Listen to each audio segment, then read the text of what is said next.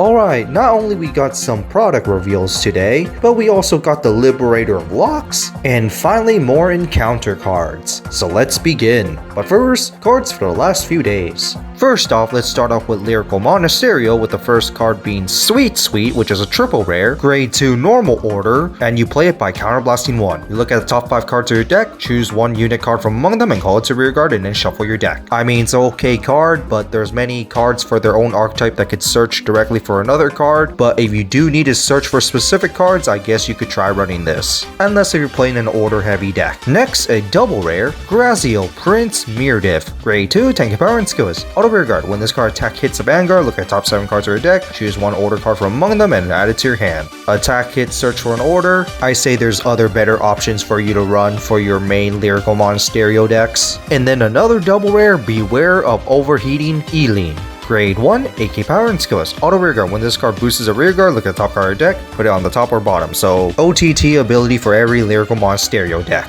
Not bad if you have room to tech it in. Finally, a rare for a less deal, Wing of Celebrity Erniel. Grade 2, tank power and skills. Black Wings. Auto when placed on rear guard, soul charge 2. Black Wings uses soul, so this is actually not bad to run. And now to Clan Collection. First off, we got Murakumo cards. The first one being Special Stealth Beast Weasel Black. Grade 3, AK Power, Excel, and Skills. Auto when placed on Vanguard, search your deck for Weasel Black and call it to rear guard. Weasel Red is just going to be searching for more cards, so in a way it does help set up your main combo plays, especially for the next skill. Count Vanguard. All your special units get plus 2k power and 5k shield. So I guess this can be 10k base, but still not good amount because it's an 8k Vanguard. Third skill, Auto Vanguard. When this unit attacks a grade 3 or greater Vanguard, cost counterblast 1, put 4 normal units from your drop zone to the bottom of your deck in any order, choose up to 4 grade 2 or less rear guards with special in their names, and stand them. Through Weasel Black, you're going to be discarding a bunch of cards, so you should be able to set up your drop zone, but this special mechanic is not that great, mainly for the fact that we do not have that many special units. So I don't know why they decided to continue the special series, but this isn't that great without a good set of cards. Next, Platinum Blonde Fox Spirit Tamamo. Grade 3, 12k power, excel, and skills. Auto, when revealed for your drive check, you may call this to rear guard. Considering that Murakumo is going to be bouncing quite a bit, this is actually not bad to count as another trigger. Second skill, Auto, when placed on rear guard, choose a unit from your drop zone, change this card's name to that unit. This is obviously helpful because this is Murakumo we're talking about, where cloning is a thing. Especially for the next skill, Auto Vanguard Rear Guard. When this card attacks, you have 3 or more rear guards with Stealth Fiend with different names on the field. Cost Soul Blast 1. This card gets us 10k power, drive plus 1 into the end of that battle. And then at the end of the battle, if this card was on rear guard, return this to your hand. And no, you do not get the drive check on rear guard. I mean, I say this is actually not too bad, being able to drive check it for a multi-attack, and then on top of that, you can also change this card's name to that one specific unit that you want. Now, it would also be nice if it's on the field as well, but if you call this on top of that specific unit, yeah, you could get a huge power buff from your other skills. So this is overall pretty good. And now, Convert Demonic Dragon, Hyakki Vogue Reverse. Grade 3, 12k power, excel, and its skills. Count, deck Vanguard Rear Guard. This card is always treated as Convert Demonic Dragon, Hyakki Vogue. Very helpful because now you have a total of 8 copies. Other than drop zone anyway. Second skill, Act Vanguard. Once per turn, costs Soul Blast 1. Search your deck for 3 cards with the same card name as this unit and call them to rear guard. Then choose the same number of your rear guards as the number of called units and lock them. Considering that you also have an Excel marker, you're most likely going to be locking your back row. And then third skill, Auto Vanguard. When your lock card is unlocked during the end phase, put a card to the bottom of your deck and then choose one of your rear guards and return it to the hand. Very helpful because not only that it replenishes your hand, you can also reset for the next turn because you do want to recall them again next turn. My only gripe is that Hyakki Vogue Reverse doesn't gain power for all the duplicates just like the original. But overall it's not too bad. You just mainly Soul Blast 3 and you get 3 cards to call from your deck. That's pretty good value. Just the loss of the power kind of bummed me out. And now to the Tuesday stream. First off, to some Lyrical Monasterio stuff. Kyrie is gonna get the grade 4 form because I do see Kyrie as the main Lyrical Monasterio card for Overdress. And then a support card for Ballista, that being Satellite Rays Orphelia. Grade 3, 30 power and skills. Auto, at the end of the battle that your Willista on your Vanguard attack, perform all the following abilities depending on the cards you played or Soul Blasted with your Vanguard's ability this turn. True Hearted Ruby, this card gives us 15 gate power into the end of turn. Everlasting Sapphire, cost Counterblast 1, put a rear guard from your back row center to the bottom of your deck to stand this unit, and then shuffle your deck. Hey, at least we finally got some multi-attack in Willista, which was something missing for that deck. And then for the Ezel cards for Clan Collection, our first card is Sacred Twin Beast White Lion, grade 1, 80 power and skills. Auto Vanguard Rearguard. When this card attacks or the attack this unit boosts hits a Vanguard, look at the top 6 cards from your deck, choose up to 2 different grade 3 Ezels, reveal them and add it to your hand. If you put 2 cards, choose 1 card from your hand and put it to soul. I mean, it's attack hit searching, but not entirely necessary when you could just superior ride the Ezel right away. Yes, that put to Ezel to your soul will matter, but I don't really like attack hits. Next, Knight of Passion, Bada Magus, grade 2, 9k power and skills.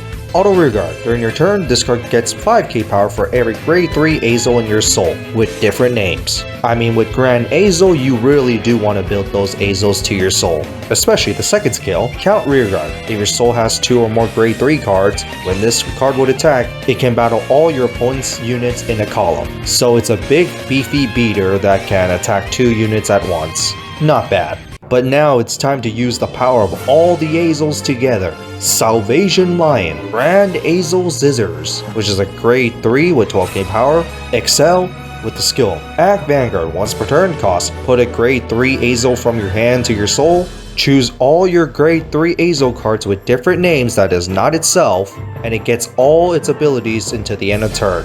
I was expecting this type of skill for lore reasons because Grand Ezel is the combined power of his 2 other forms, that being Ravenhair and Platinum Ezel, and considering that both of them are evolved forms of Blonde Ezel, I was expecting this type of skill of inheriting all the other form of Ezel skills. Something I was expecting for the cross, but that didn't really happen. But yeah, with it inheriting that many skills, it's gonna get very nasty with multi-attack, extra power and crit with a guard restrict on top of that, and killing your wallet beyond that if you want to try to build this deck. Yeah, and building those Ezels to soul shouldn't be too much of a problem either, because Ezel is a superior ride deck.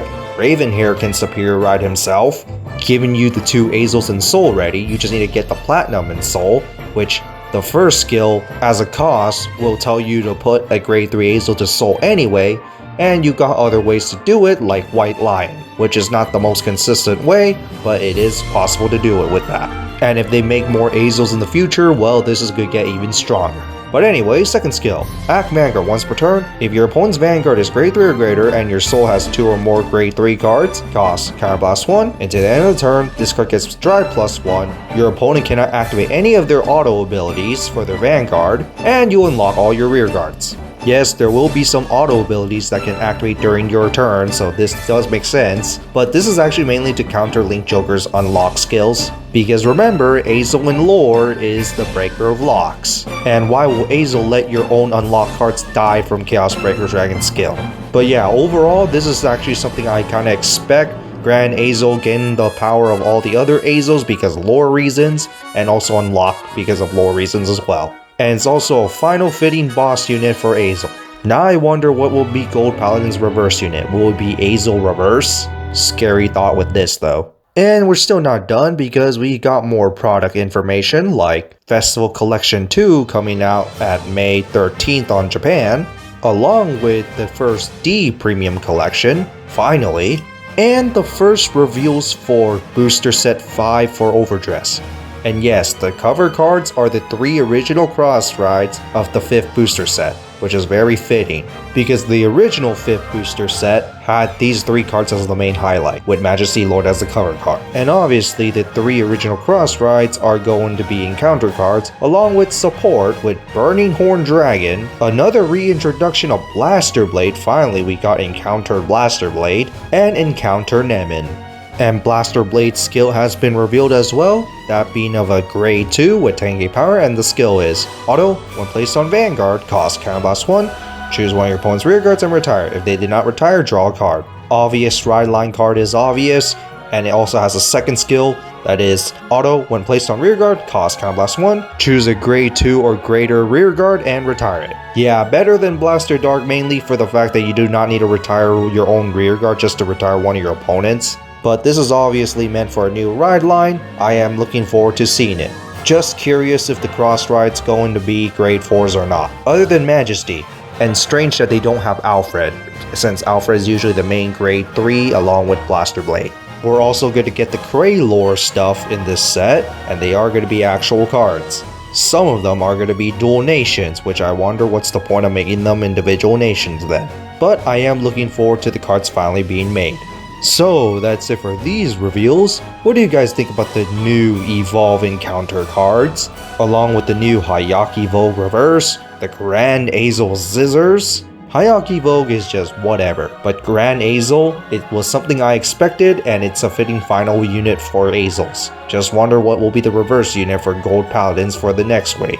As for the Encounter evolutions, I am wondering if they're going to be grade 4s, but I am a little surprised that they chose Majesty Lord Blaster, and not something like Alfred, as that's the main grade 3 for Aichi. But I guess we're going by the Psyqualia legend where the end got defeated by Phantom Blaster Overlord, and then eventually Blaster Dark saw his true enemy having to unite with Blaster Blade to become Majesty Lord Blaster to defeat Phantom Blaster Overlord. I guess that's what they were going for. The Cray Lore cards are finally being printed, very happy about that. Also, when are we going to get the Legend of Maelstrom and finally Chrono Jet? Because Chrono Jet is kind of hyped up with Dark States. And Maelstrom, well, we got Flagbird. But in that's it for this. See you all next time.